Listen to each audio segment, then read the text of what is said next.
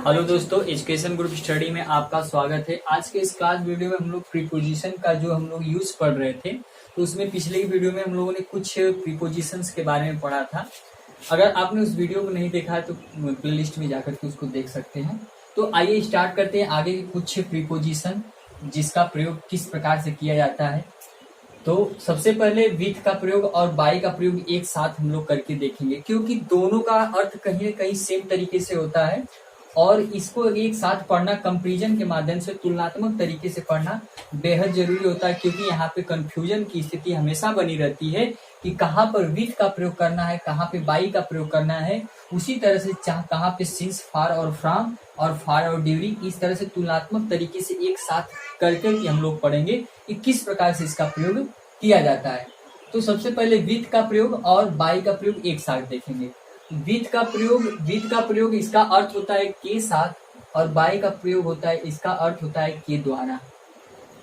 यानी विथ का प्रयोग इंस्ट्रूमेंट, कोई अगर इंस्ट्रूमेंट है, कोई वस्तु है, कोई चीज है, उसके लिए किया जाएगा। यानी कि किसी चीज के साथ है, इंस्ट्रूमेंट है, कोई है, कोई व्यक्ति है, अगर कोई नाउन है, प्रोनाउन है, किसी इंस्ट्रूमेंट के साथ अगर कोई कार्य कर रहा है तो वहां पर विथ का प्रयोग करेंगे।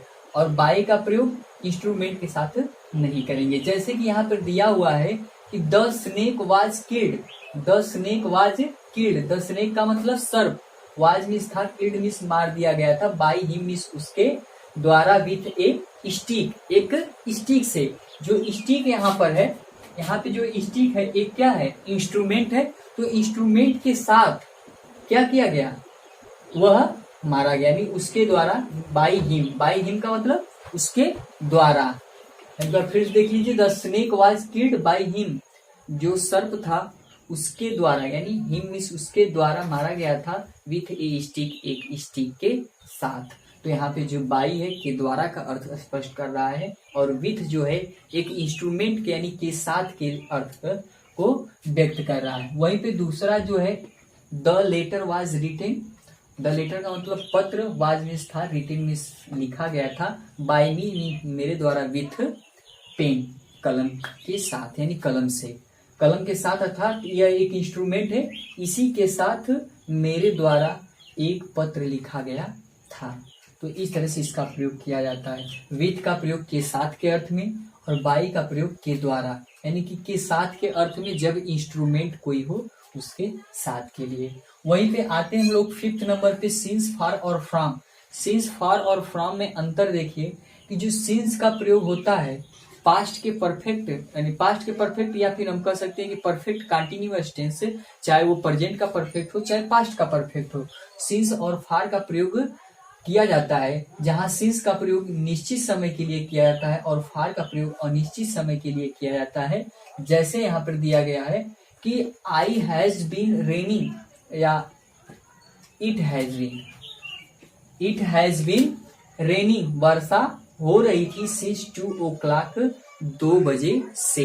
यानी कि ये पॉइंट ऑफ टाइम को व्यक्त कर रहा है। ये किसको व्यक्त कर रहा है, जो सिंस है, पॉइंट ऑफ टाइम को व्यक्त कर रहा है कि बरसात हो रही थी 2 बजे से। यानी कि 2 जो बज रहा है, घड़ी की जो 2 है वो एक निश्चित है, वह घड़ी की जैसे 12 घंटे सुइयां होती है, तो उसमें 2 बजे, 1 बजे, 3 बजे, तो ये क्या है, निश्चित समय है। और जब निश्चित समय से कोई कार्य अगर हो रहा, से पॉइंट, यानी पॉइंट से अगर कोई कार्य हो रहा है तो वहां पे सिंस का प्रयोग करेंगे, और फॉर का प्रयोग अनिश्चित समय के लिए करेंगे। जैसे दिया हुआ है कि ही हैज बीन वर्किंग, वह कार्य कर रहा था या कर रहा है, फॉर 3 days, यानी 3 दिनों से। यानी यहाँ पर भी से, किसी पॉइंट से कोई कार्य होगा, अगर निश्चित समय होगा तो सिंस लगाएंगे, अनिश्चित समय होगा तो फॉर लगाएंगे।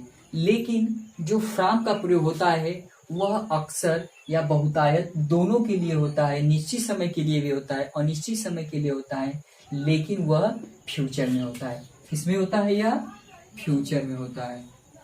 फ्रॉम का प्रयोग फ्यूचर में किया जाता है, और इन दोनों का प्रयोग प्रेजेंट के और पास्ट के परफेक्ट कंटिन्यूअस टेंस में निश्चित समय के लिए और अनिश्चित समय के लिए किया जाता है, और फ्रॉम का प्रयोग दोनों के लिए किया जाता है। जैसे आई विल केम, मैं आऊंगा, आई विल कम, मैं आऊंगा, फ्रॉम नेक्स्ट मंडे, यानी कि अगले मंडे से, अगले मंडे से मैं क्या करूंगा, आऊंगा। अर्थात यह एक फ्यूचर टेंस है। कैसा टेंस है, फ्यूचर टेंस है, और फ्यूचर टेंस में जब निश्चित समय की बात की जाएगी और निश्चित समय की बात की जाएगी तो वहां पे हम सीधे सीधे प्रीपोजिशन फ्रॉम का प्रयोग करेंगे। नेक्स्ट 6 नंबर पे है फार और ड्यूरिंग। फार और ड्यूरिंग का भी दोनों लगभग अर्थ सेम ऐसे ही है। फार का मतलब के लिए होता है, यानी कि अवधि, जब अवधि के लिए यानी किसी अवधि के लिए अगर व्यक्त की जाएगी तो वहां पे फार का प्रयोग करेंगे। और ड्यूरिंग का मतलब ये भी समय के लिए होता है, लेकिन के दौरान। जैसे दिया है I am going to Delhi for a week, यानी कि ए वीक एक क्या है, टाइम है, समय है, अवधि है। और एक सप्ताह के लिए मैं कहाँ जा रहा हूँ, दिल्ली जा रहा हूँ, तो यहाँ पर हम लोग फार का प्रयोग करेंगे। वहीं पे ड्यूरिंग, ड्यूरिंग का मतलब के दौरान। जैसे घर जाने के दौरान मैंने एक सांप देखा, या ड्यूरिंग गोइंग टू होम आई सा ए स्नेक। उसी तरह से यहाँ पे एक एग्जाम्पल है कि I have gone to Varanasi. I have gone to Varanasi, मैं हैव टू गॉन मतलब मैं वाराणसी क्या कर चुका था, जा चुका था ड्यूरिंग समर वेकेशन, समर की छुट्टियों के समय, यानी कि गया था चाहे जा चुका था। मैं वाराणसी गया था किसके दौरान, जब समर की गर्मी की जो छुट्टियां थी, छुट्टियों के दौरान मैं कहाँ गया था, वाराणसी गया था। तो जहाँ पे ड्यूरिंग की बात होगी, के दौरान की बात होगी, वहां पे ड्यूरिंग का प्रयोग करेंगे। जहाँ पे के लिए की बात होगी, अवधि जहाँ पे होगा वहां पे फार का प्रयोग करेंगे। ठीक है।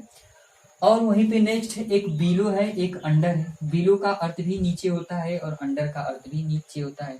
लेकिन जो बिलो का हम लोग नीचे का अर्थ कब बिलो का प्रयोग करेंगे, जब फिजिकल कांटेक्ट हो, जब किसी वस्तु से कोई वस्तु जब कांटेक्ट में हो, मतलब ठीक उसके सटा हुआ हो, तो वहां पे बिलो का प्रयोग करेंगे। अंडर का प्रयोग नो फिजिकल कांटेक्ट, यानी कि उसमें कोई स्पर्श नहीं होता है, वहां पर हम लोग अंडर का प्रयोग करेंगे। जैसे tick the answer given below. Tick the answer given below का मतलब कि नीचे दिए हुए जो आंसर है, यानी कि जो प्रश्न है, चाहे जो आंसर, उस पर क्या करिए, टिक करिए। तो यहाँ पर सीधे क्या है, उससे ठीक सटा हुआ होगा, ऐसा तो नहीं बहुत दूर हुआ होगा। तो यहाँ पर हम लोग बिलो का प्रयोग करेंगे, अर्थात नीचे के अर्थ में जहाँ फिजिकल कांटेक्ट नहीं होगा वहां पे हम लोग क्या करेंगे कि अंडर का प्रयोग करेंगे। जैसे he puts the book under the pillow, तकिया के नीचे वो क्या कर दिया कि बुक्स को रख दिया। फिर अंडर का प्रयोग जूनियरिटी के लिए भी करते हैं। जैसे कोई व्यक्ति जूनियर और सीनियर होता है, तो जब कोई व्यक्ति किसी व्यक्ति का जूनियर होगा, यानी उससे निचले स्तर का अगर कार्य कर रहा होगा, तो वहां पर भी हम लोग अंडर का प्रयोग करेंगे। जैसे ही इज वर्किंग अंडर मी, वह मेरे नीचे कार्य करता है या कर रहा है। तो यहाँ पे अंडर और बिलो, बिलो का भी नीचे जहाँ पे फिजिकल कांटेक्ट हो, और अंडर का अर्थ भी नीचे जहाँ पे फिजिकल कांटेक्ट नहीं हो। फिर विदिन का प्रयोग क्या होता है, विदिन का प्रयोग हम लोग वहां पे करते हैं जहाँ पे समय की बात की जाएगी, और एक ऐसा समय, एक ऐसा निश्चित समय जिसके भीतर ही सारे कार्य को संपादित कर लिया जाए। जैसे अंदर अंदर अंदर का मतलब जैसे एक महीने के अंदर ही अंदर मैंने अपना कार्य पूरा कर लिया, तो वहां पे हम लोग विदिन का प्रयोग करेंगे। एक महीने के, यानी एक महीना पूरा टाइम है, लेकिन उसके अंदर ही सारा कार्य अगर संपन्न हो जाएगा तो वहां पे विदिन का प्रयोग, यानी समय सीमा, जहाँ पे समय सीमा निर्धारित होगी और उसके अंदर ही अंदर सारा कार्य हो जाएगा, तो वहां पे विदिन का प्रयोग करेंगे। जैसे I will complete the homework within a month.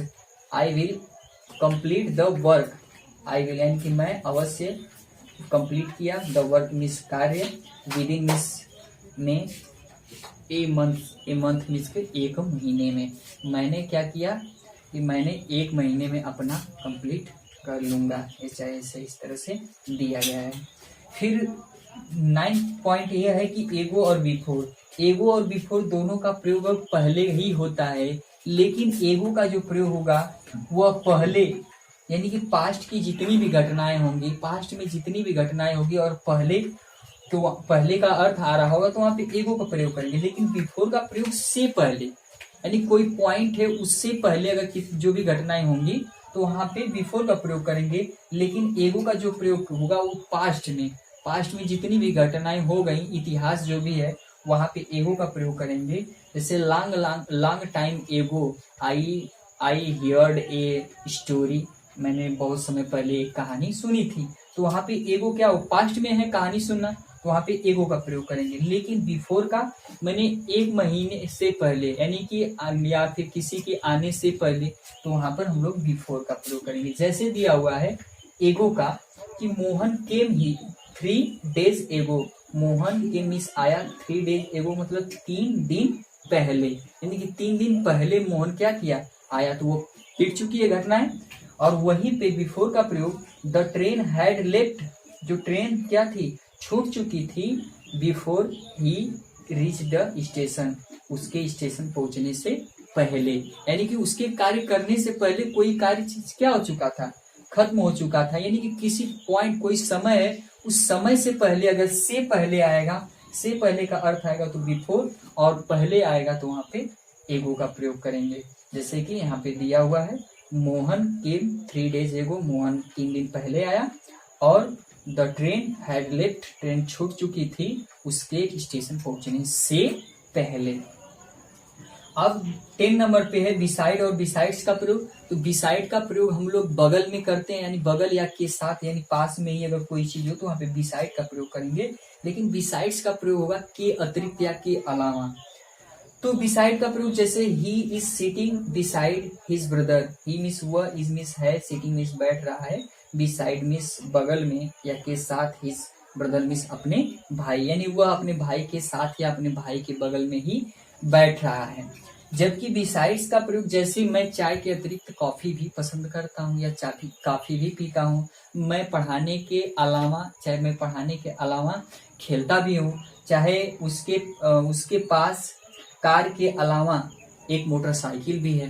तो इस तरह से बिसाइड्स का मतलब सीधे सीधे के अतिरिक्त या के अलावा का अर्थ होगा, और बिसाइड का मतलब के साथ है या के बगल में। जैसे ही हैज ए कार, उसके पास एक कार है, बिसाइड्स ए मोटरसाइकिल, एक मोटरसाइकिल के अतिरिक्त उसके पास एक कार भी है। तो इस तरह से इसका प्रयोग किया जाता है। एक बार फिर से देख लीजिए, विद का प्रयोग के साथ के अर्थ में किया जाएगा और बाय का प्रयोग के द्वारा के अर्थ में। सिंस और फार और फ्रॉम का प्रयोग, सिंस का प्रयोग प्रेजेंट के परफेक्ट कंटीन्यूअस टेंस और पास्ट के परफेक्ट कंटीन्यूअस टेंस।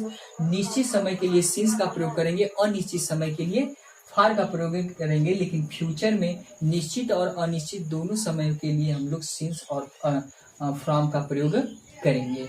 वहीं पे फार का प्रयोग के लिए के अर्थ में भी किया जाता है और ड्यूरिंग का प्रयोग के दौरान के अर्थ में किया जाता है। बिलो का अर्थ नीचे और अंडर का अर्थ भी नीचे, जूनियरिटी के लिए, और फिजिकल कॉन्टेक्ट जहाँ पे नहीं होगा वहां पे अंडर का प्रयोग करेंगे। विदिन का प्रयोग किसी समय अवधि, दी गई समय अवधि के अंदर ही अंदर सारा कार्य संपन्न कर लिया जाए, वहां पे एक विदिन का प्रयोग करेंगे। एगो और बिफोर की बात आएगी तो एगो का मतलब किसी पास्ट टाइम से पहले, पास्ट में बीती हुई घटना पहले, और बिफोर का मतलब किसी समय से पहले। और बिसाइड और बिसाइड्स का मतलब, बिसाइड का मतलब के साथ या के बगल में, और बिसाइड्स का मतलब के अतिरिक्त और के अलावा। तो बस आज की वीडियो में बस इतना ही। अगर वीडियो अच्छा लगे तो लाइक, शेयर और सब्सक्राइब करें। तब तक के लिए धन्यवाद।